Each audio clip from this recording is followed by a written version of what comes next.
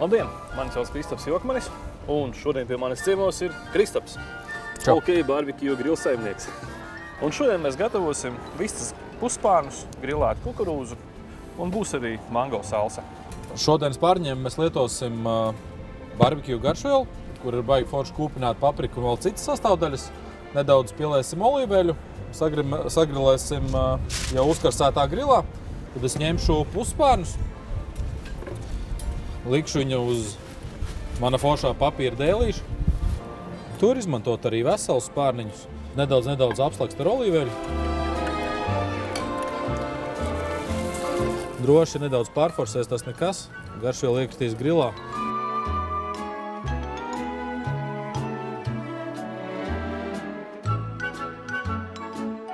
Šodien es esmu uzlicis tiešo grilēšanu, kas ir vienkārši restīts, bez keramiskās virsmas, 2 līmeņos, lai kukurūzai temperatūru vajag nedaudz mazāku, vistai nedaudz lielāku. Nu, un kamēr Kristaps ceps vistas spārniņus, es uztaisīšu mango salsu. Kas ir vajadzīgs? Vajadzīgs mango, čili mērce un kaut kādas garšvielas, kas piedos tādu pikantumiņu un garšu.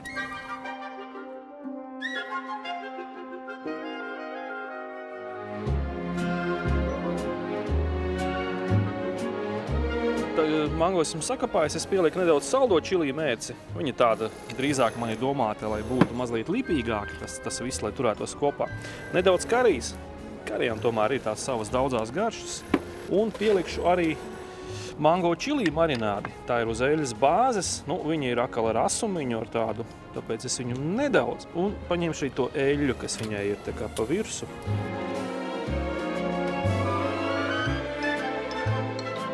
Izmantoju jau gatavo vārīto kukurūzu, bet, protams, neviens neliedz arī pašiem mājās uzvārīt viņu. Vienkārši aizņemsim mazliet ilgāku laiku. Šeit es uztaisīju ķiploku eļļu. Vienkārši eļļu sablenderēju kopā ar ķiploku un tad izlaidu caur sietiņu. Tas būs tā, lai mazliet patīkamāka smarža no visām pusēm apsmērēšu. Tomēr vistiņi cepās, kā jau pirmīt mēs minējām. Varam likt arī grilēties kukurūzu klāt.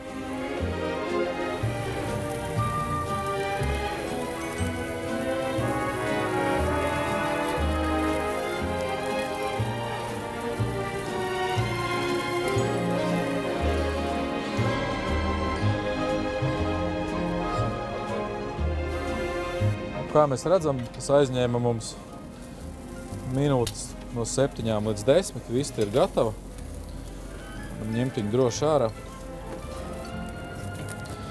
Un ļausim Kristapam servēt. Skaisti.